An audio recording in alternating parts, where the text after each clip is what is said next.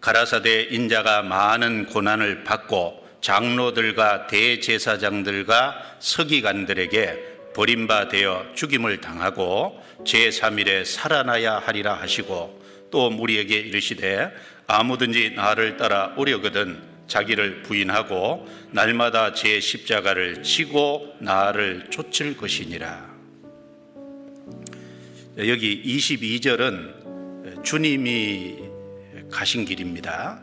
23절은 주님의 제자가 가야 될 길입니다. 그러니까 주님이 가신 길도 고난의 길이고 23절에 보면 제자가 가는 길도 고난의 길입니다. 22절에 인자가 많은 고난을 받고 버림받고 죽임을 당하고 고난의 길이잖아요. 그럼 23절에 아무든지 나를 따라오려거든, 정말 주님을 따라가는 제자, 하나님의 나라에 합당한 사람, 첫 번째 자기를 부인하고 날마다 제 십자가를 지고 나를 쫓을 것이니라.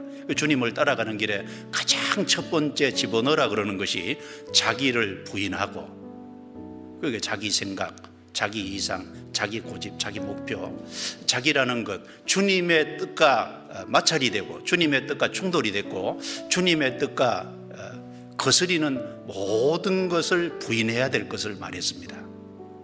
그리고 자기 십자가를 지고 나를 쫓을 것이니라. 그러니까 제자의 길도 평탄한 길이 아니고 고난의 길이지 않습니까? 그런데 우리가 하나 기억해야 될 것은 22절에 주님은 고난만 받으신 것이 아닙니다. 죽임을 당하고 제3일에 살아나야 하리라, 영광이 그 다음에 주어져 있습니다. 틀림없이 예수님은 많은 고난을 받은 것도 사실이고, 그리고 버림받은 것도 사실이고, 죽임당한 것도 사실이지만 제3일에 살아나야 하리라. 예수님은 무덤에 들어갔다가 3일 만에 부활하셨고 그리고 성천에서 가셨습니다. 그러니까 가장 낮아지셨기 때문에 사실은 가장 높아진 거지 않습니까? 그러니까 고난 후에 영광이 있습니다. 그러니까 성도가 가는 길도 고난 이후에 영광이 있는 거지 않습니까? 소망이 있는 거죠. 첫 번째는 은혜에 감사하는 마음으로 따라갈 수 있고, 그 다음에 고난을 통과하면 성도에게도 반드시 주실 상급과 영광이라는 것이 틀림없이 약속되어 있지 않습니까? 주님이 그 길을 가셨으니까 주님 뒤를 따라가는 사람도 반드시 그것이 있습니다. 그래서 여기 26절, 27절 이렇게 말씀했습니다. 누구든지 나와 내 말을 부끄러워하면 인자도 자기와 아버지와 거룩한 천사들의 영광으로 올 때 그 사람을 부끄러워하리라. 내가 참으로 너희에게 이르노니, 같이 있습니다.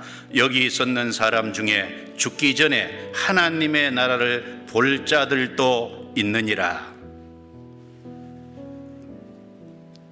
예수님이 자신이 고난의 길임을 얘기하시고 따라오는 사람도 고난의 길임을 얘기하시면서, 동시에 예수님은 자신이 고난 뒤에 영광이 있을 걸 얘기하시면서 여기 주님이 재림하실 때 영광으로 오시는데 고난의 길에 참여한 사람은 영광을 같이 얻게 될 것을 말씀했습니다. 여기 섰는 사람 중에 죽기 전에 하나님의 나라를 볼 자들도 있느냐, 이거 무슨 말일까요? 그 주님이 이 땅에 공중 재림하실 때 역사 속에서 주님을 믿고 죽어서 주님 앞에 간 사람, 그 육체까지 다 살려서 주님이 데리고 오시지 않습니까?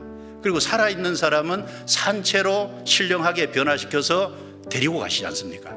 그러니까 모세는 죽어서 주님을 만난 그리스도인들의 하나의 그 데려오실 것의 하나의 예표고, 엘리야는 산채로 들림받은 거니까 주님이 오실 때 갑자기 신령하게 변화돼서 들림받을 살아서 주님을 맞이할 사람들의 하나의 대표의 모습이잖아요. 그 재림하실 모습을 미리 보여주신 겁니다. 열왕기상 그 10장 내용에 보면 그 솔로몬의 이제 영예를 듣고 스바 여왕이 자기의 어려운 문제를 가지고 솔로몬을 방문했지 않습니까? 그래서 솔로몬에게 자기의 어려운 문제, 마음에 있는 걸 다 얘기했는데 솔로몬이 그것을 하나님의 지혜로 다 답을 했습니다. 솔로몬이 음미하에 대답지 못한 것은 하나도 없다고 했습니다. 그리고 그 스바 여왕이 그 이스라엘 땅에 왔을 때 한 말이 열왕기상 10장 6절 7절에 기록이 되어 있는데 이렇게 말했습니다. 내가 내 나라에서 당신의 행위와 당신의 지혜에 대해 들은 소문이 진실하도다. 내가 그 말들을 믿지 아니하였더니 이제 와서 목도한즉 내게 말한 것은 절반도 못되니 당신의 지혜와 복이 나의 들은 소문에 지나도다. 그러니까 이 스바라는 땅에서 솔로몬에 대해서 솔로몬의 행동도 솔로몬의 지혜도 이제 들었는데 믿지 않았다는 겁니다. 그런데 와보니까 진짜 진실하다. 그리고 진실한 것을 넘어서서 내가 들어서 믿지 않았는데 들은 소문에 절반도 못 미친다. 우리가 천국에 갔을 때 똑같은 말 하지 않을까요? 내가 이 땅에 살면서 영원한 천국에 가서 얻을 주님의 영광에 참여할 것을 나름대로 성경을 통해서 성령의 도우심으로 우리가 조금씩 깨우쳐 가고 있지만 이 땅에서 상상하는 것 훨씬 이상일 거 아니에요. 그렇죠? 육체를 입고 날개를 펼쳐봤자 얼마나 날개를 펼치겠습니까? 그 실제 영원한 천국에 가면 우리가 이 성경을 통해서 배웠던 것, 우리가 상상하지 못했던 것, 우리가 조금 배웠지만 그보다 훨씬 진할 겁니다. 그렇지 않겠습니까? 그래서 고린도전서 2장 9절에 하나님이 자기를 사랑하는 자들을 위하여 예비하신 모든 것은 눈으로 보지도 못하고 귀로도 듣지도 못하고 사람의 마음으로도 생각지 못하였다. 그러니까 조금은 보고 있는 게 사실이에요. 조금은 듣고 있는 것도 사실이고 조금은 생각하고 있는 것도 사실이지만 그러나 그 전체를 사실 못 본 것은 틀림없잖아요. 아직 천국에 1페이지도 안 열렸습니다. 그래서 주님을 따라가는 길에는 그 예산을 충분히 세우고 고난과 어떤 여러 가지 어려움과 고통과 여러 가지 것들이 있다는 것을 사실은 넉넉히 예산 세우고 따라가는 것이 필요할 겁니다. 그리고 그럼에도 따라가는 것은 주님이 우리에게 베풀어 주신 그 구원의 은혜가 너무 크고, 그리고 주님 앞에 섰을 때 실제 주님이 십자가에 죽으시고 부활 승천하신 영광이 있듯이 우리도 그 영광에 같이 참여하게 될 것이기 때문에 얼마든지 따라갈 수 있는 겁니다.